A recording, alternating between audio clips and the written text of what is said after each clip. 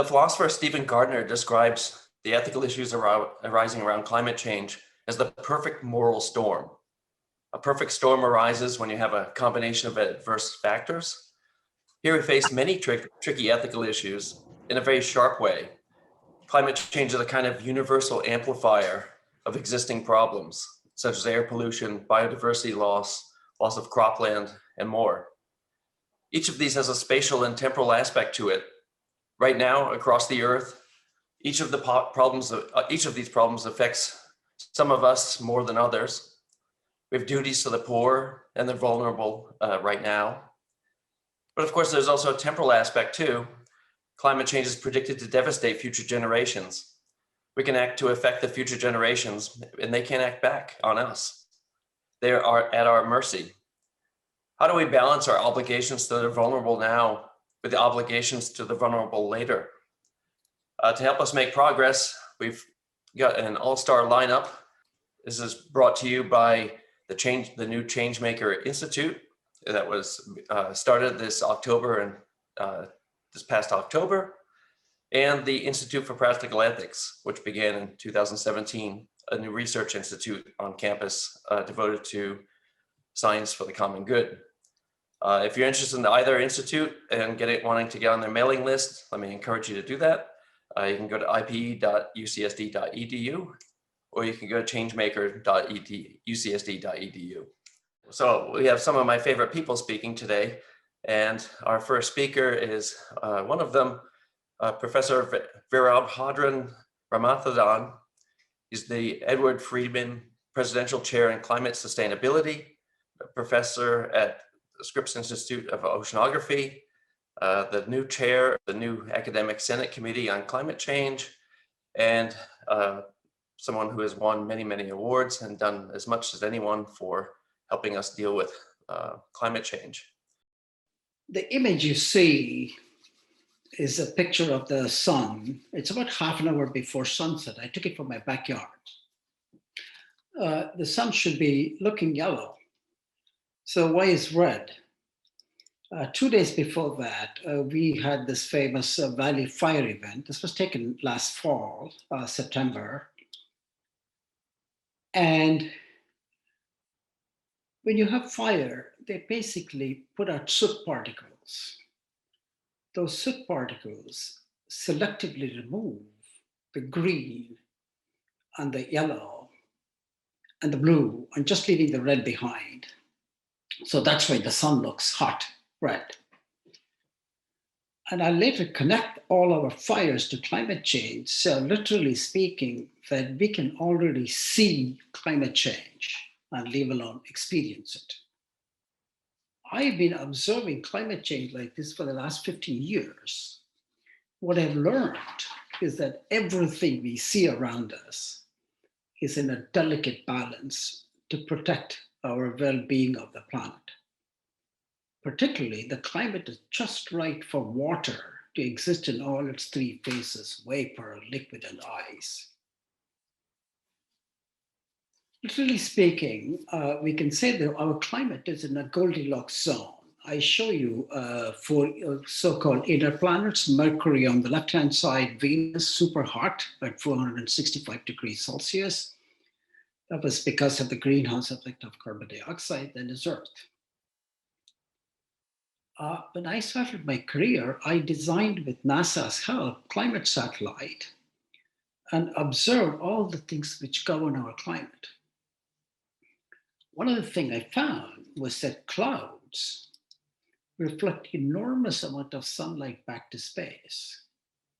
So just to give you an idea, the Earth is about 50 to 60% cloud covered any given day. If the Earth did not have clouds, my data show the planet would be super hot by another 30 degrees Celsius. That's about almost 60 degrees Fahrenheit. It'll be too hot.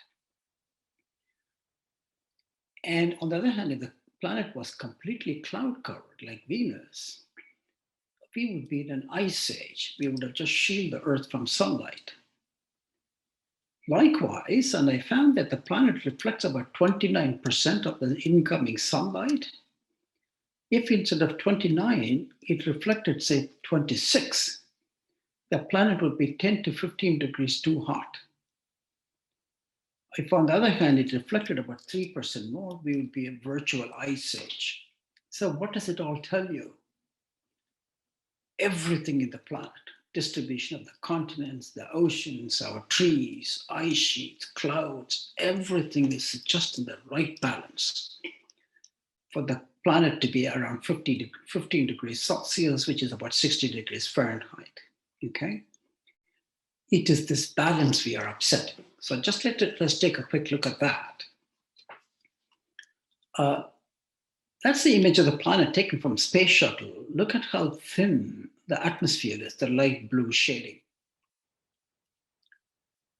When we burn fossil fuel, they're actually fuels are hydrocarbon. When you burn them to get energy, the carbon splits away from hydrogen, combines with oxygen to form carbon dioxide. The problem with that is the carbon dioxide, once you emit 50% of that, stays in the air for about a century. And about 20% stays for thousands of years. Nature has a hard time getting rid of that pollution, okay? Which means it's accumulating. How much have we emitted? About 2 followed by 12 zeros tens, 2 trillion tons. Measurements made at the Scripps Institution of Oceanography, I'm proud to say, the University of California is a pioneer in this.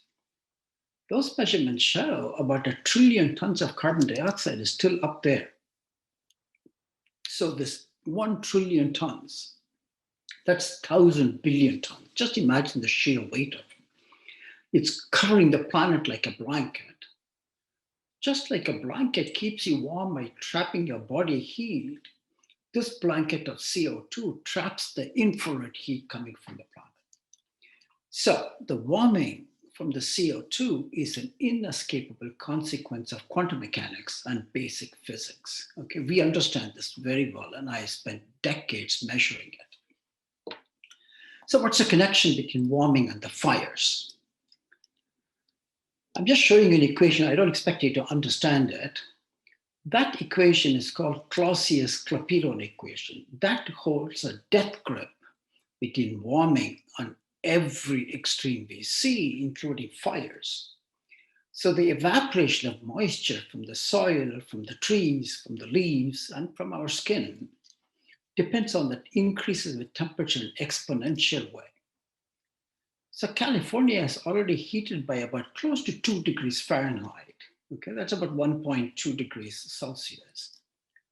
So the evaporation has increased by 15%. So water is leaving the soil and this pretty quickly. So everything is getting bone dry. That's the reason our fires have increased by 400%. Okay. So the same way it connects with storms, floods, hurricanes, and my distinguished colleague, our third speaker, Professor Wael, will talk about what it means to health. So this is the estimate, natural disasters. I don't know how many of you know, 85% of the natural disasters are extreme weather related. Floods, storms, droughts, heat waves, fires. So our frequent number of events compared to the last 20 years of the 20th century with the 20 years of the 21st has almost doubled from 4,000 to 7,400 events. Just the sheer cost, economic loss alone has increased by about 1.3 trillion. So many who claim, solving the climate change problem is going to be expensive. No. We're already paying trillions in terms of damages. And the air pollution from fossil fuels kills 140 million people every 20 years. So about 7 million die from fossil fuel related air pollution every year, okay? So what's my prediction? This is a study I teamed up with colleagues at Texas A&M and at UCSG. The planet has already warmed by 1 degree Celsius. That's about 1.8 degrees Fahrenheit. We are predicting the warming will amplify by 50%, and we will cross what's called one of the dangerous threshold in just 10 years.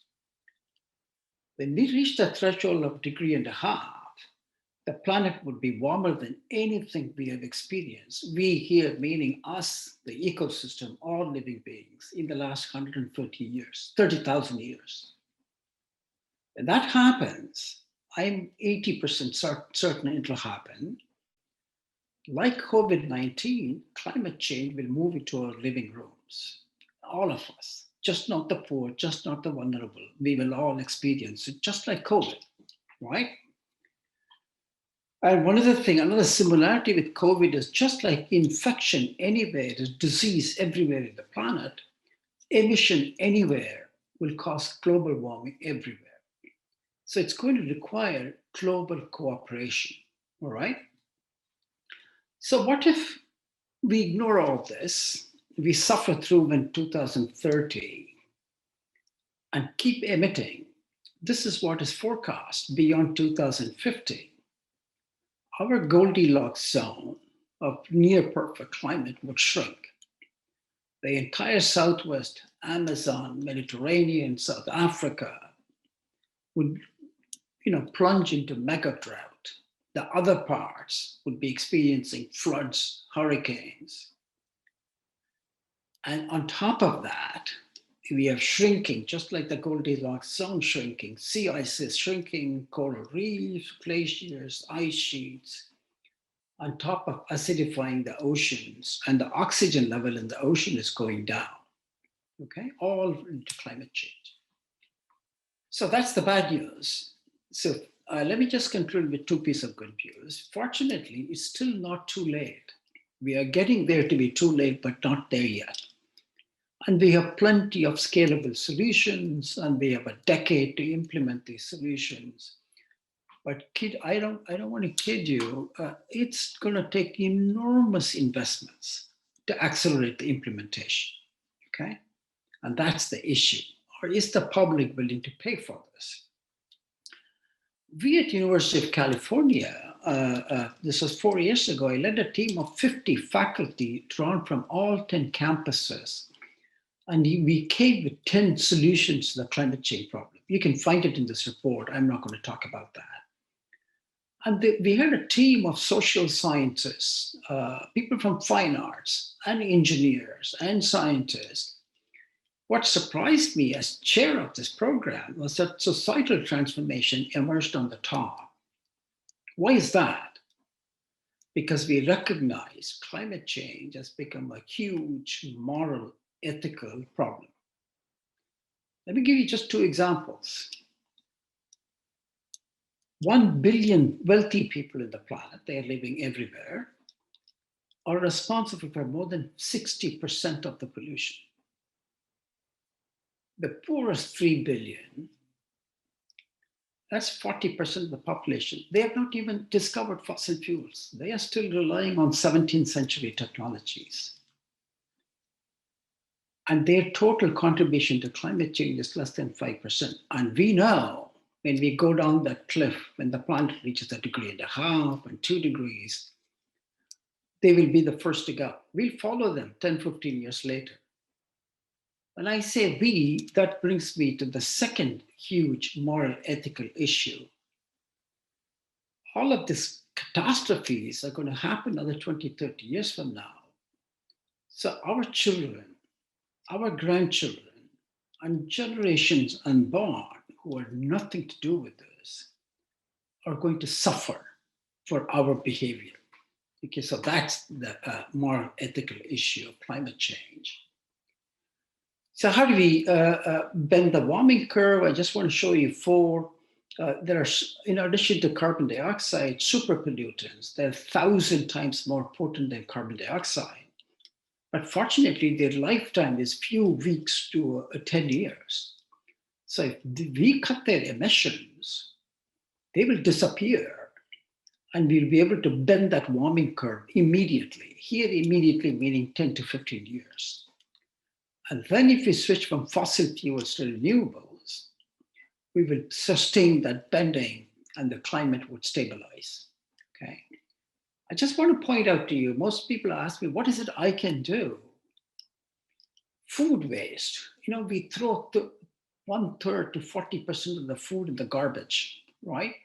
And we waste so much water, and it's just eliminating the waste alone would get us 20% of the way there. But on top of that, we need societal transformation. And in our report, sort of outlines how do you manage the societal transformation. So I'm just concluding with 6 things. If there are students there, what is it you can do? Learn more about climate change. You educate your family, friends, and politicians. Declare fossil fuel as outdated. They have served us well, but it's time for them to phase them out. And behavioral change. Above all, make a resolution to nurture nature. Okay, it's given to us, and it's not given to us to destroy. It's given to us to pass on to the next generation. And don't forget the ethics moral issue of it. Most of the problem is caused by the wealthiest 1 billion. Thank you. Thank you, Ram. I should say, before we get to our next speaker, if you want to ask a question, you can hit the Q&A box. We will turn to Q&A after the 3 speakers have spoken. Our next speaker is Laura Zwicker. She is a former student at UCSD in political science and public policy. She's now a Ph.D. student at the Yale School of the Environment, and she's interested in strategic climate communication with an emphasis on populations at risk of climate change denial. Laura? Hi, thank you so much. So like you said, I do strategic climate change communications, and one of the things that we know is how dependent on a lot of different cues the receptiveness of a listener is to understanding climate change and being involved in pro-environmental behaviors and voting. Something as simple as saying, framing a local cleanup as an environmental cleanup versus a neighborhood cleanup could have a profound effect on its effectiveness. So obviously for something as huge as responsibility for climate change is a very charged issue because of the language involved. So responsibility is a very charged word, especially because we often tend to conflate 2 of the different meanings we can use it for. First of all, responsibility in the context of climate change could be who is to blame for our current situations, who has historically released the most emissions that have put us in this position, as well as the responsibility for having a duty to deal with climate change. They're both very important perspectives. One speaks to the fairness of the issue, and the other is a more proactive. It implies the need to take action. And this is very important because in order to take that action, responsibility needs to be accepted by those in a position to do something about it, which is why that language becomes so important.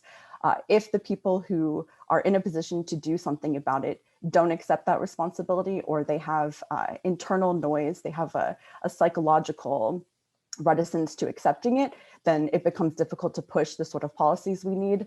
Additionally, language is also important for reaching vulnerable groups who may not have the educational background in order to engage proactively to defend themselves. And one of the assumptions that I'm using here is that the concepts that we talk about should be helpful for those that we are intending to help. So responsibility, it could be an important concept, but we might need to change the language depending on who we're talking to. So we're definitely balanced. There's this tension between the balance of the principle of fairness versus the pragmatism for actually getting stuff done. So one of the first dimensions that I wanted to talk about in terms of responsibility is that of richer countries versus poorer. And I often use global north versus global south, just because that's what the literature uses a lot. But the UN has traditionally used developed versus developing countries. The World Bank has the middle income countries, low income countries. There's a lot of different language. This is another example of how difficult it can be to assign this responsibility in an ethical way, because not everyone agrees on what we should be called. But basically, I want to be talking about our rich countries, our industrialized Western countries, and our poor colonized world countries. So if we think generally of a loose group of the global north countries, the responsibility in terms of who has released the emissions is very clear. The global north has caused an excess of 92% of our excess emissions currently. We know that in 2009, these countries pledged about to $100 billion per year that they would be giving to poor countries in climate change adaptation aid. But as of 2018, which is the latest statistics that we have, we've only reached a little less than 80 billion, which is close to what these industrial nations are often pledging for their own aid in climate change adaptation as well. And there's a lot of ongoing debate about what qualifies as climate change aid versus development. Most of these are now coming as loans instead of grants, so it's a very complicated issue. And another issue on the responsibility of the rich countries is that currently we are costing at least $125 billion per year in climate change costs, mostly related to health effects and natural disasters, which is more than the total present world aid for all issues. So this discrepancy in the ability to fight climate change is just going to exacerbate over the next decade and centuries. We know that within that time frame, it could be at least $500 billion per year in disaster recovery and health costs.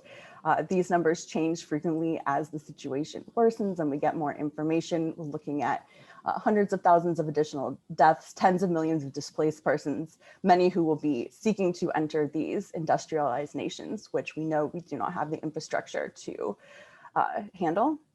And in contrast, the global south, most countries are within their fair share. This includes China, although they are poised to overtake their fair share of emissions, but they are still within that less than 10% of total historic emissions, yet the global south suffers about 98% of those seriously affected are in the global south, 99% of deaths from natural disasters, 90% of total economic losses, all are the burden of developed nations or developing nations.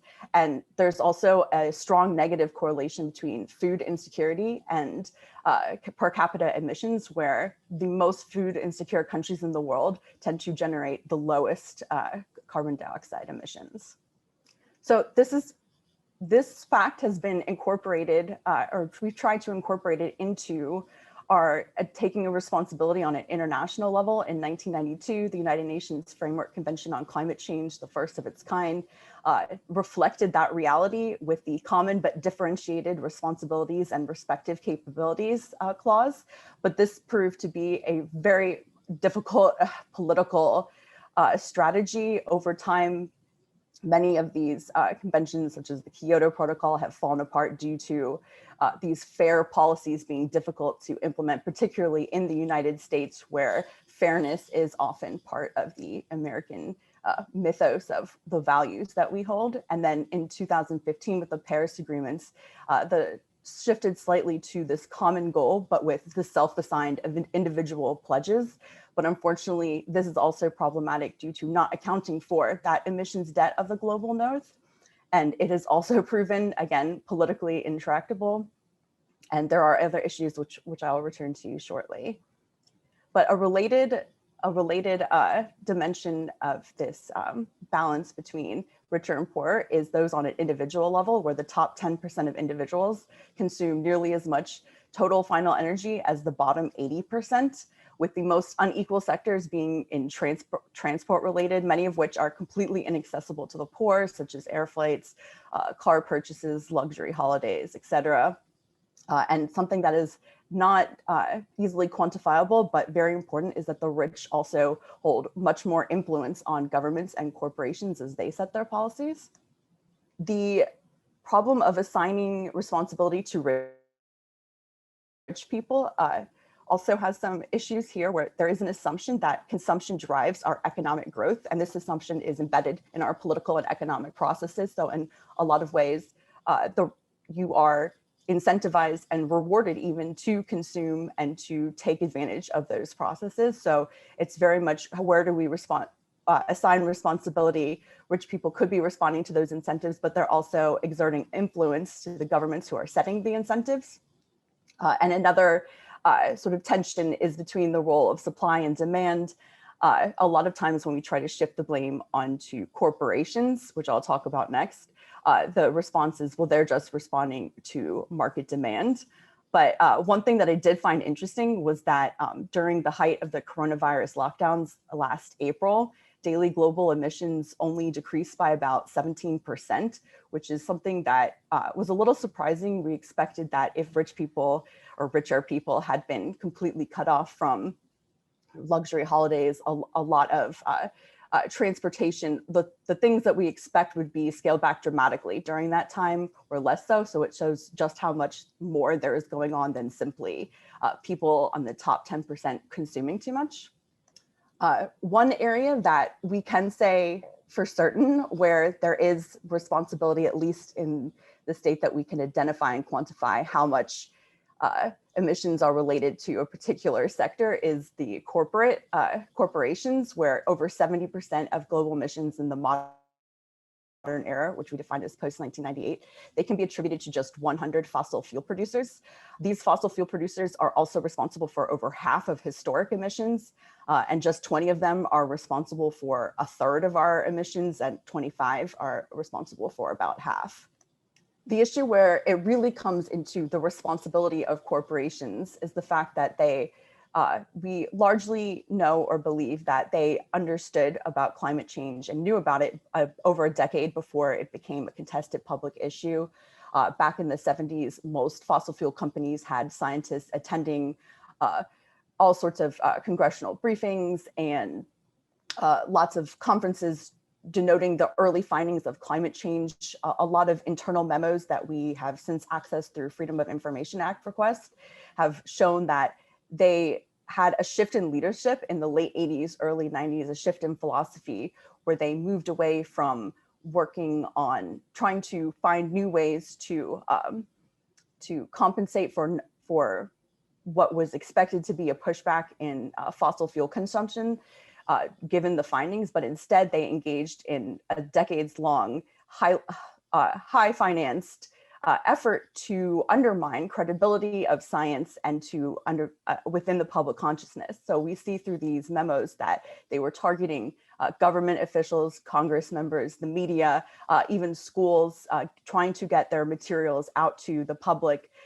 through any way necessary in order to cast doubt on climate change and any need to respond to it. And this is very significant because half of the emissions or half of the greenhouse gases in our atmosphere at the current time were all emitted post 1988, which is about the time that a lot of these think tanks and lobbying groups started to be funded by these fossil fuel companies, and we became our government system became very dependent on that, at least in some sectors. So one of the main narratives, like I said, is that presented through these climate denial think tanks was that climate science is uncertain. The Global Climate Coalition was a think tank sponsored by these corporations that worked very hard to do this. And in particular, one of their greatest victories was getting the US to withdraw from the Kyoto Protocol talks. And did that influence not just the United States, but also China and India as well. Afterwards, it disbanded, but it considered this campaign a very big success. And in fact, we see in the internal memos that there is even a quote saying something like, "Victory would be achieved when average citizens in the media are convinced that climate science is uncertain." And although the Global Climate Coalition is no longer active, they continue to do this through other think tanks, through nonprofit organizations, PR firms, and one of the more recent examples was a proposed carbon tax in Washington state, which was defeated due to heavy lobbying misinformation campaigns from fossil fuel-backed think tank organizations. And the other main narrative is that this action taken against climate change has dire economic consequences. This was the basis for the distortion campaign against the carbon tax in Washington. There's also commonly used to talk about how difficult it will be to lift people out of poverty in the developing world, that fossil fuels are necessary, and that any attempts to put like a Kyoto protocol, which would assign responsibility based on historic emissions, that this is an unfair economic burden on developed nations.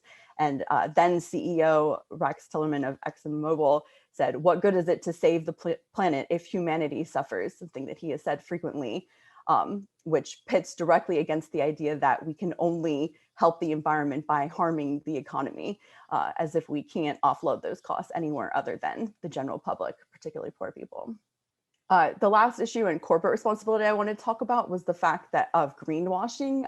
Some studies say that up to 98% of products could be greenwashed, which is just a misleading claim about how environmentally sustainable it is. This could be anything from innocuous as pictures of lush forests on a water bottle that comes from deforestation practices, to things like Volkswagen actually putting in defective emissions counters in their diesel cars, and then selling 11 million of those on false clean diesel claims, which they had to pay, I believe it was $14 billion for that.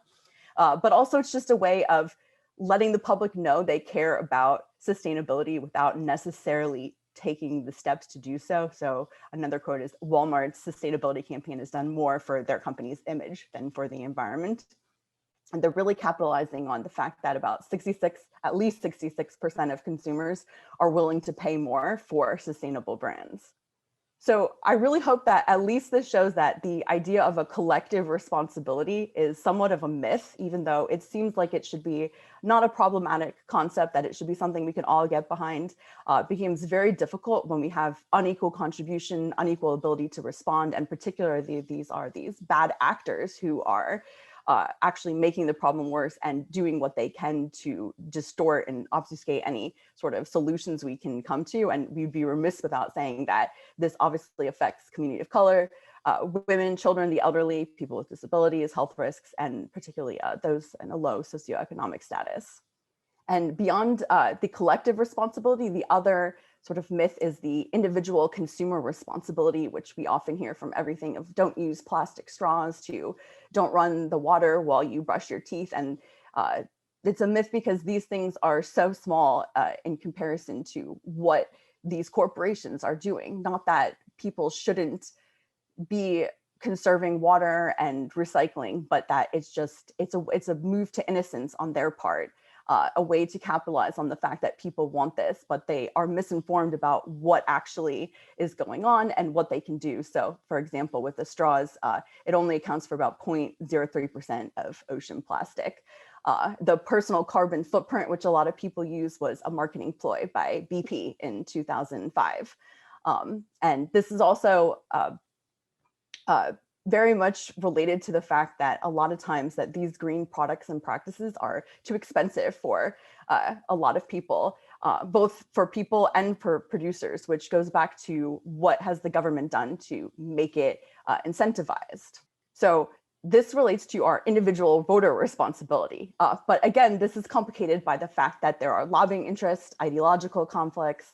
The average voter may be very misinformed. They may not have the educational background to combat misinformation campaigns.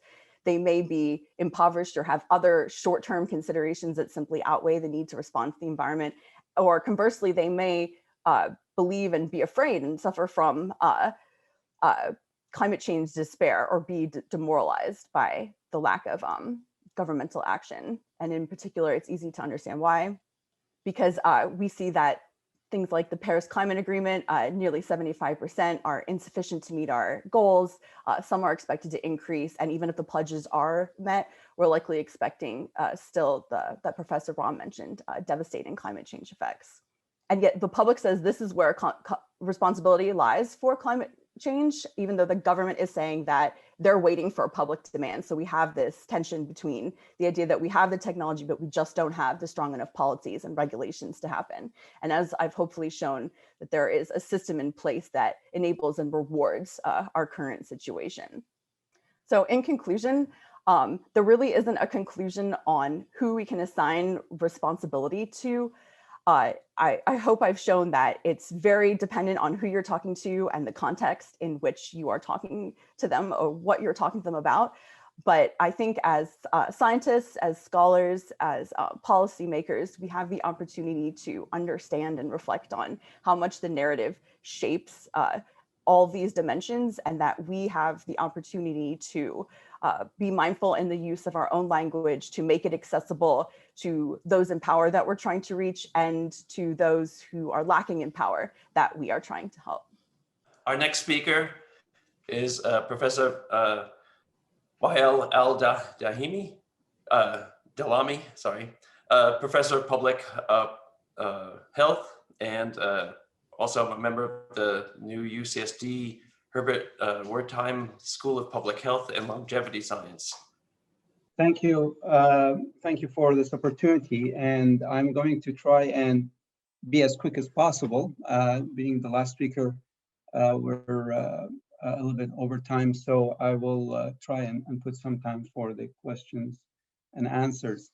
I'm going to talk about the Anthropocene as well as climate change and some of the ethics aspects. So in addition to public health, my other hat I'm interested is in research ethics and responsible conduct of research. And that has some relevance to what I'm going to present. First, there's the summary of health facts and impacts of climate change that are, documented to a certain extent. Some of the numbers include 7 million deaths attributed to indoor and outdoor pollution, hurricanes, flooding, wildfires, heat waves, and so on. All these are health impacts of climate change. There is a challenge in terms of how well these are documented, because most of these are indirectly impacted, except heat waves, where one can make a clear direct impact from a heat wave on deaths, for example, like the heat waves that happened in Europe, in Russia, in Pakistan, and thousands died. They were able to connect that. All the others are indirect, that, okay, this is not a climate change death or morbidity in terms of how we know it in epidemiology and public health, where it's a person to a person. It's more ecological, and that has some problems and mechanisms. So that's one of the reasons that there's indifference to the impacts of climate, because it is gradual, it's long-term, and many people don't see the direct connection. There's also a disparity of impact. So the vulnerable population with limited adaptation are going to be affected the most. Those with low income, those who are older, minorities, those who are less resilient or in compromised, vulnerable, and other geographical locations, as well as lack of governmental support infrastructure to address this in the less developed countries. And as this quote from Patz et al. Says, heat waves tend to kill the sick, the old, and the infirm, especially through cardiovascular failure and air pollution. So there is, from the get-go, some disparity and ethical aspects of responsibility and impact. I do want to move a little bit to the Anthropocene, because this gives us the big picture, especially in terms of ethics and morals. So climate is just one piece of the Anthropocene. And the Anthropocene, if people don't know, is the current ecological age, which is the impact from human activity on the environment is what is termed as the Anthropocene, and has several factors in addition to climate: the energy use, the overpopulation, agriculture, ecology, water. So all of these contribute, and climate is one part of it. I want to touch a little bit about the upstream ethical predictors of the Anthropocene. And one of the most important, as we know, is the abuse and overuse of energy. And this very nice paper from Stefan et al. A few years back shows from 1950 onwards, there's this exponential overuse and abuse of energy in all its forms. And so definitely not the renewable energy that we know. And then there is the overpopulation, the affluence and the wealth that has increased elsewhere. So 13 times more, and more transportation. That means more air pollution, and you can see all these figures going up, up, up in the last 60 or 70 years. The other aspect is the water. Water is a major source. It's the origin of life, and the water scarcity and the water use, you can see, has been unsustainable. In many countries, they're going to run out of water in a few decades. And at the same time, there are people who are abusing the water. Can you see this picture? There's golf courses. How many people are going to play in a golf course? And who are they? And what is the amount of water that is, for put to make it just green? The other picture you see there is, this is a whole pool of water. And so many people in the world live on just 3 gallons of water per day, which is just equivalent of one flush of a toilet for our daily use. So there's this disparity, and the plundering of resources, and water is one of them. Marine fish capture is another. That is a very unsustainable way that is going, as you can see here. The tropical forest loss as well. And we all know what's going on there, and the abuse and the turning it into unsustainable source. The Professor Ram mentioned the waste, and this is a really related to the consumerism and waste tendency that we have in what we purchase. And this food that ends in the trash and cause increase in methane and increases in climate change went into a lot of effort to be produced, from being put as a seed till it's transported and so on, and then it gets wasted. 40% gets wasted. Unsustainable agriculture. This is again, the fertilizer consumption is an indication of how much of that used. This is a picture from Borneo rainforest, where they turned all the hills into agriculture fields.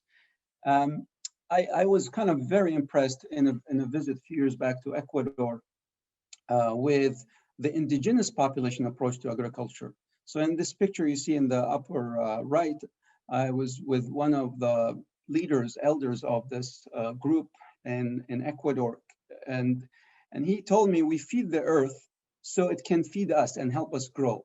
They are growing diverse products, not using pesticides, and respecting the earth, as well as feeding themselves and selling from it and living off it. Why can't we learn from that? Why is this machinery and consumerism and pesticide and all that is the way that we are destroying the planet and producing the climate and the Anthropocene we're living? So this is the question: why this behavior? What is the moral philosophy? And definitely one of the ethical concepts we use in research ethics is the golden rule, which is the ethics of reciprocity, that one should treat others as one would like others to treat oneself, which definitely is not what people subscribe to when they're doing what I just mentioned. So I looked at some of the other faiths, and all of the faiths, follow one way or the other the golden rule. And the golden rule comes from these faiths, whether it's Christianity, Judaism, Islam, Buddhism, Hinduism, and every faith that has that: treat others like you would like others to treat you. So I looked more into the moral theories and why people are behaving like that, and I found that the divine command theory is supportive of the golden rule, and people definitely are not following it. The natural rights theory, that every person is entitled to rights, also is not being followed. The utilitarianism, that the greatest good for the greatest number, is not being followed. So none of these are explaining this behavior. The deontology, that people should do the right things and that they do things that are happy to see everyone do, that is not the case. Virtue ethics theory, that qualities are universal and that all cultures appreciate these qualities, doesn't seem at play here. I did find these two interesting theories that support this self-centered versus community-centered behavior that is explaining the climate and the Anthropocene situation we are. The relativism, which says that what may be right in your society could be wrong in another society. So there's no universal standards of ethics. Of course, that could then explain this other theory, that egoism theory, which is the best way for us to be morally good is to act in accordance with one's self-interest. And then if the other's interests do not conflict with my interest.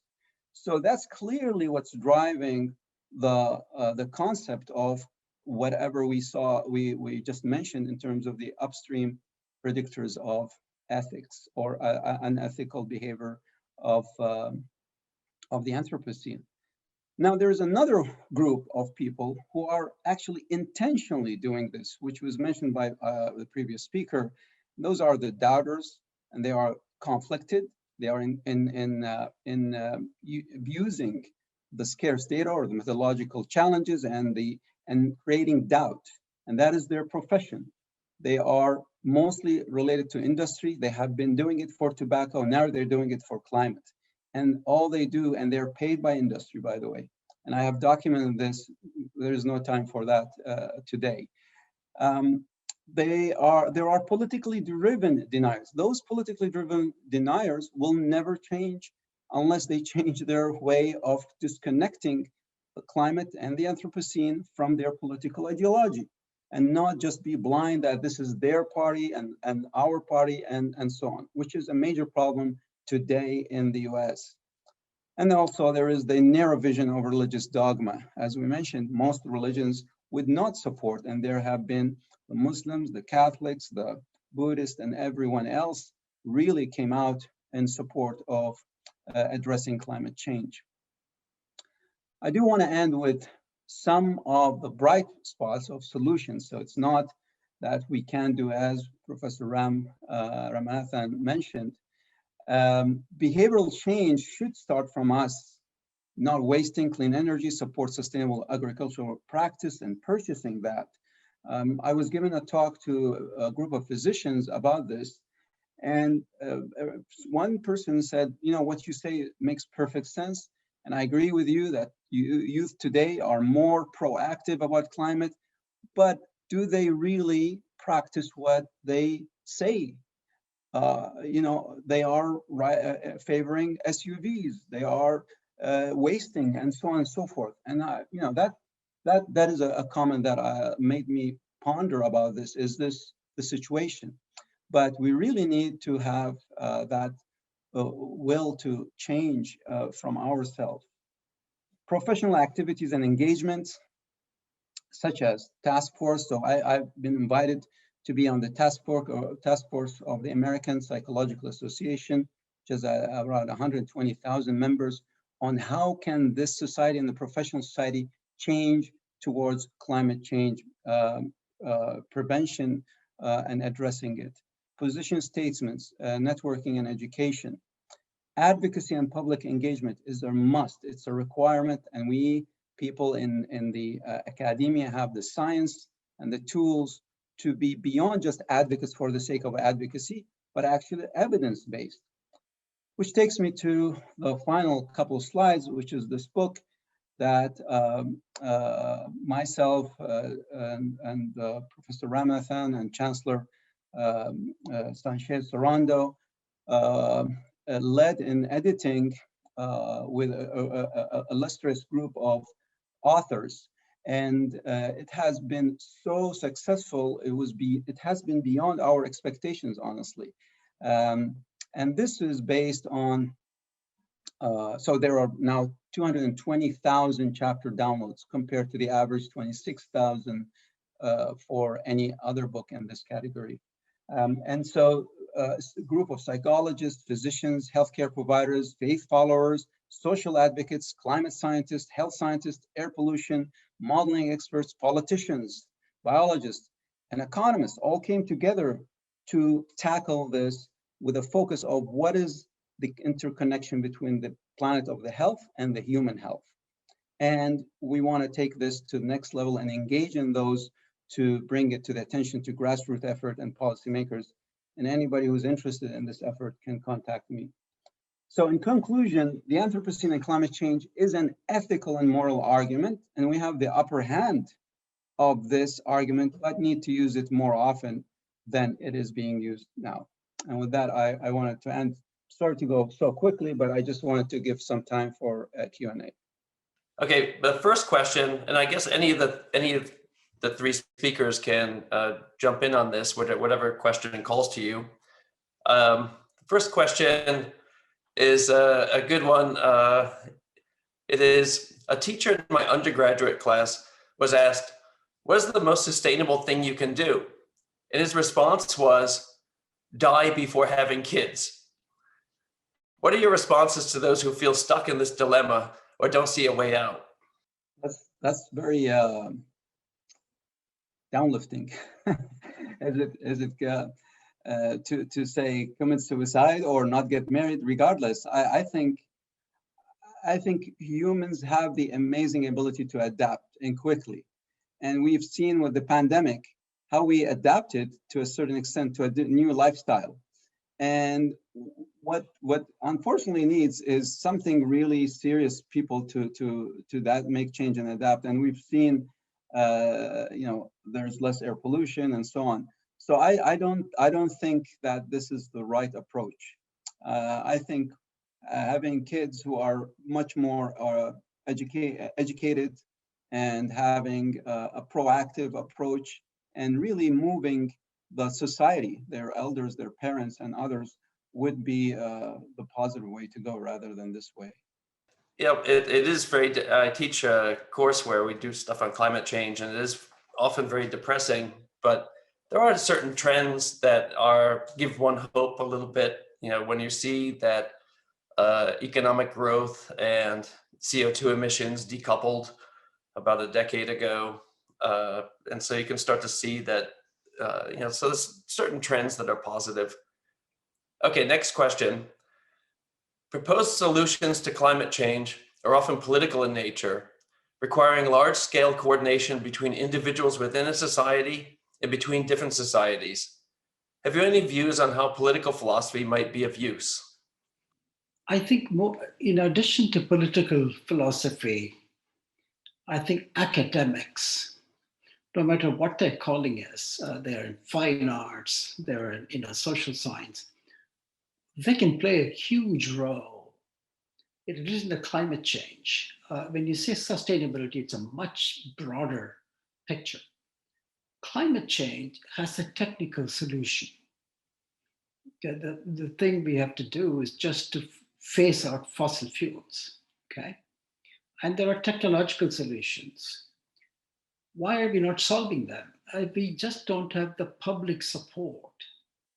I think if we academics can put our heads together, how do we get that public support? Through education, through mobilization, working with NGOs. Where we come in is we give the knowledge. We don't know how to approach the public, but we have the knowledge. So I think, I want to go back to ascertaining, let me put this why I claim it's as a technical solution. I'll put it in a more drastic way. If somebody has an SUV, but if that SUV is electric and that person has the solar to charge the SUV, he or she is not hurting the climate problem. There are other issues there. So I think it's important to separate the climate problem because we are facing an imminent crisis. I'm so certain of this. In 10 years from now, it's going to be in everyone's living room, rich, poor, north, south. And if you can focus on that, and I think what we need is massive public support. Anyone else want to chime in on that, or should I go to the next question? Next question is the University of California actively engaging with other organizations, such as Climate Reality, to share this research and help frame arguments used by activists? I'm not aware of the Climate Reality, which shows that there is a gap between where we are in all of these organizations, advocacy organizations, which are a lot. And I think to really be successful, we need to have some kind of a plan and complement rather than repeat each other. And definitely the researchers can be the source of evidence.